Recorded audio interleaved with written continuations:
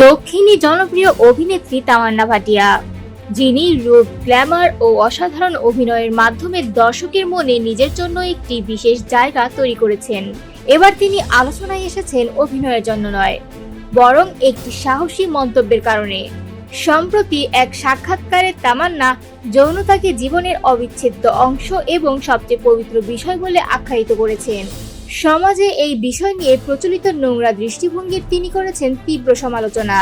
তার মতে, মানুষের মধ্যে যৌনতাকে লজ্জাজনক বা দোষের বিষয় হিসেবে দেখার প্রবণতা আসলে ভুল শিক্ষা ও সংকীর্ণ মানসিকতার ফল।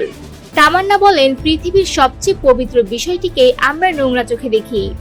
যখন কিছু মানুষ আপনাকে নিয়ন্ত্রণ করতে পারে না, তখন তারা আপনাকে লজ্জিত ও দোষীবোধ করানোর চেষ্টা করে। তারা চায় আপনি যেন আপনার নিজের স্বাভাবিক অনুভূতি ও কাজ নিয়ে অপরাধ বোধে ভোগেন। তার মতে, এই মানসিকতা সমাজের সবচেয়ে বড় ভুলগুলোর একটি। যে মুহূর্তে কেউ আপনাকে লজ্জিত করতে সক্ষম হবে, সেই মুহূর্তেই আপনি তার নিয়ন্ত্রণে চলে যাবেন। এই প্রসঙ্গে তামান্না একটি গুরুত্বপূর্ণ দিক তুলে ধরেন। আমরা ছোটবেলা থেকেই এমন শিক্ষা পেয়েছি, যা আমাদের সবচেয়ে স্বাভাবিক ও প্রাকৃতিক বিষয় নিয়েও অপরাধবোধে ভোগায়। আমরা ভাবি কি ভয়ঙ্কর ভুল কাজ করে ফেললাম, অথচ সত্যি বলতে এই বিষয়টি জীবনেরই অংশ এবং এর জন্যই আজ আমরা এই পৃথিবীতে আছি।